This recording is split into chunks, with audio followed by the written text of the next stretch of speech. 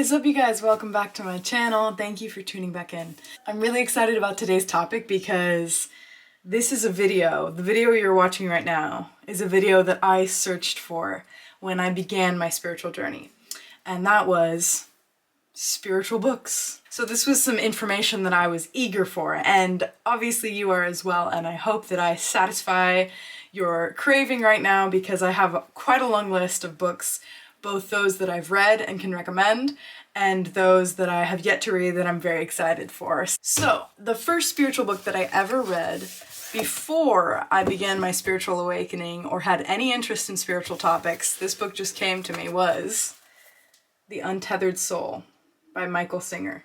So you can get this book on Amazon, that's where I got it, just look for the horse on the cover. And Michael Singer is a pretty renowned American spiritual figure and author. He wrote this book, which is a bestseller, as well as The Surrender Experiment, which I've also read, more of an autobiography. So this one I would say is more helpful when you're starting out your journey. This, along with the next book I'm going to mention, are my recommendations for all beginners because they're the easiest to wrap your mind around. Some of these books we're going to get into are, they go deeper and they go further out into space, so to speak. So I recommend working your way up, especially when you're starting at a skeptical level of not really knowing, I don't know what all this spiritual stuff is about. This is a great place to start. This is really just a look at the mind, and a look at the idea that we are not our thoughts and we are not even the one thinking our thoughts. So you might hear that and be like, huh?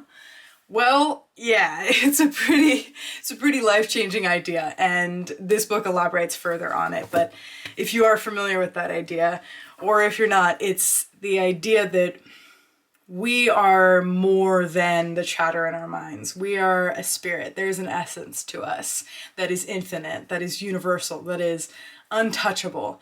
And the noise in our mind is not actually us. It's our ego. So ideas like that are just fascinating to learn more about, you can start learning about with a book like this, The Untethered Soul. The second book that I'm going to recommend for beginners, I don't have a copy of with me because I loved it so much I lent it to a friend, but my copy is highlighted on every single page. There's post-it notes, there's dog ears, there's notes written in it. It was probably the most life-changing spiritual book that I've ever read because of the gravity that it had in my life, and that is The Power of Now.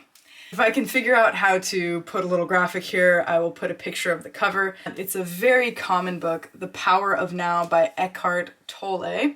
He is another widely known and respected in the spiritual community spiritual figure. I believe he is German descent. He was educated in Britain, and now he's pretty popular in the US for living spiritual figures, that is. So The Power of Now is a New York Times bestseller. Oprah has spoken about it, and she's interviewed him. Like I say, he's a big figure.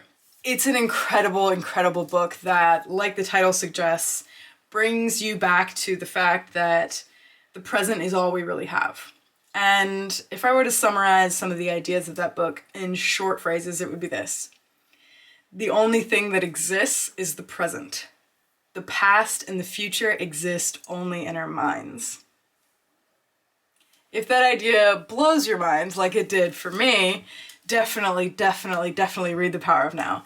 It'll change your world forever. And based on that idea of the present being all that we have, he encourages the utilization of living in the present, not letting your mind be affected by memories of the past or too obsessed with the future, but rather just to live rooted in the present, be fully here, be fully alive in the moment, and the sort of magnetic manifestation power that simply living in the present has, as well as the reduction of anxiety, depression, all sorts of mental madness that ensues when we're not in touch with our minds, or rather when we're over in touch with our thoughts and have disconnected from ourselves in the present moment.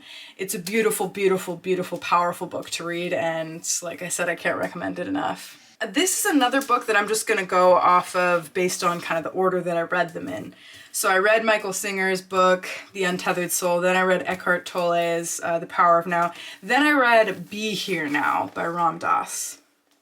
This book is very popular. If you search other videos like this, almost everyone has this book in their top spiritual book lists, and for good reason. It's absolutely beautiful. It has the first, let's see here, the pages aren't actually numbered, but it has the first maybe 50 pages are a brief autobiography of his life, Ram Dass, which is absolutely fascinating. He is another sort of modern day American spiritual figure, and he just recently passed away. So this part summarizes his life.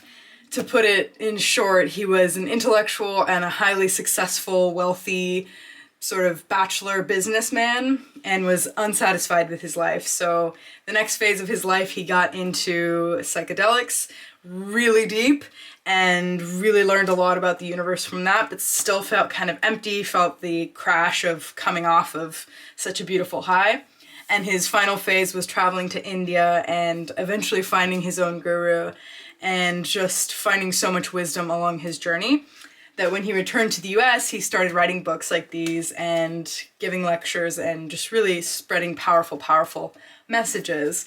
Similar to Eckhart Tolle's, you'll notice a theme here. A lot of the spiritual leaders of our time and older spiritual figures as well emphasize living in the present moment. So we have Be Here Now.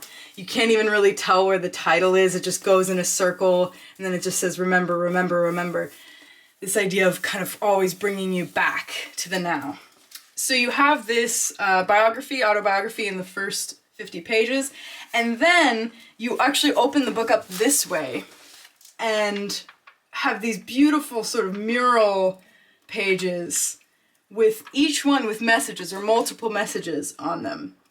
And then after you finish these brown pages in the back, we have more sort of practical application knowledge. And this is everything from how to build a spiritual community to how to practice karmic yoga to yoga positions, asana yoga positions, all kinds of practical spiritual practices.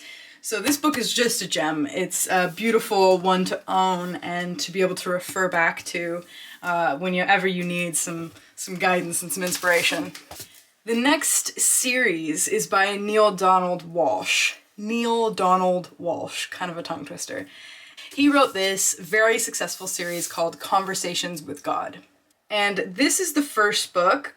It's actually a 3-part series. So we have book 1, book 2, and book 3. And I recommend reading all of them, but if you don't want to read all of them, at least read the first one. I would say the first one was the most powerful overall for me.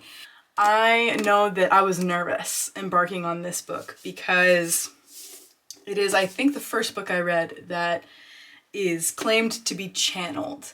It's definitely an idea that you have to stretch your mind to accommodate. And I recommend that you do, because if you can get over the judgment of, ugh, what? Channeling isn't real, you will benefit so much from the contents of this book.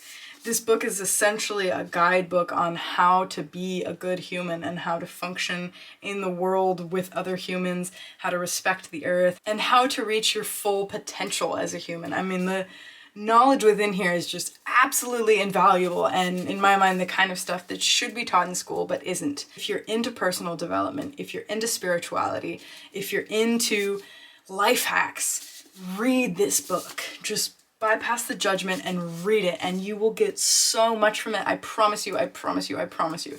This is one of my favorite books now, and even though I'm planning on moving internationally later this year, this book will be coming with me because it's that sacred and it's that beautiful to me.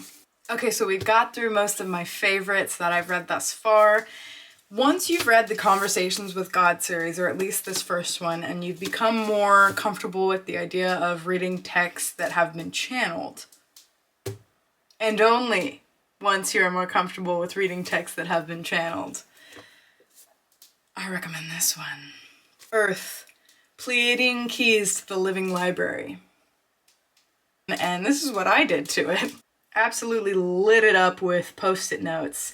That should give you some sense of how many moments in this book spoke to me. It looks like every single page did. This book is another channeled book, but it is authored by Barbara Marciniak. And it is, again, wisdom for humans. Wisdom for living sustainably and harmoniously on Earth. Something that I think we humans are struggling with currently and have been for arguably thousands of years. But this book essentially opens up the idea that humans are capable of so much more that we have yet to tap into.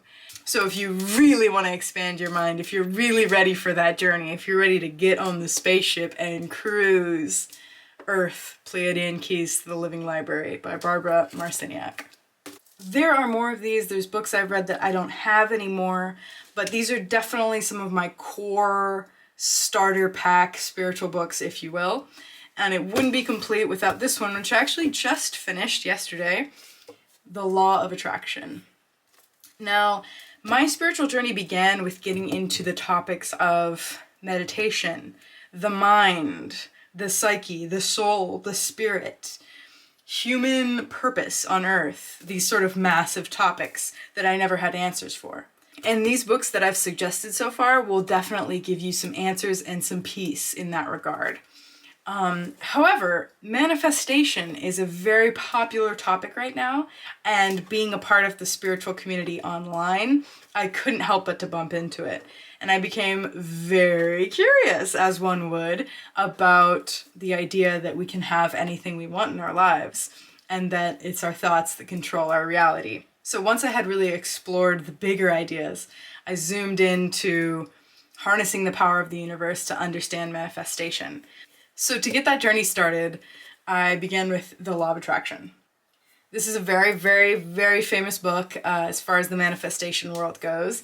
It is by Esther and Jerry Hicks, although this is another channeled book in which the Abraham race, the Abraham tribe, the Abraham group is channeled. So again, by this point, it's no problem. You've gotten past the idea of channeling as being weird, so you're just taking this knowledge for what it is and not at face value. And if you do that, you will get a great deal out of this book. I highlighted a bunch of things. I had educated myself online and through other resources on manifestation, so I had somewhat of a groundwork before jumping into this book. But whether you're a beginner or a brand new beginner, or you know a little bit about manifestation, this is a great, great book to read. And it actually has a foreword by Neale Donald Walsch, who wrote Conversations with God. And I love seeing this community interact with each other because I just feel like I know everybody now. And I definitely recommend reading this, again, for brand new to intermediate manifestors. So that's it for the books that I have read, my core starter pack. Okay, so now the books that I'm reading right now. Like I said, I've been diving into manifestation, so the book that I'm reading immediately after The Law of Attraction is The Secret, naturally. This is a pretty small book. As you can see, it's very cute. You could like fit it in your purse. I think it is, let's see, it's about 200 pages, but it's fairly dense. It's gonna take, a couple hours to read. And so far, I've noticed they're using a lot of quotes from the movie. So if you watch the movie, you'll get a lot of this information. And the movie is for free on Netflix, I believe.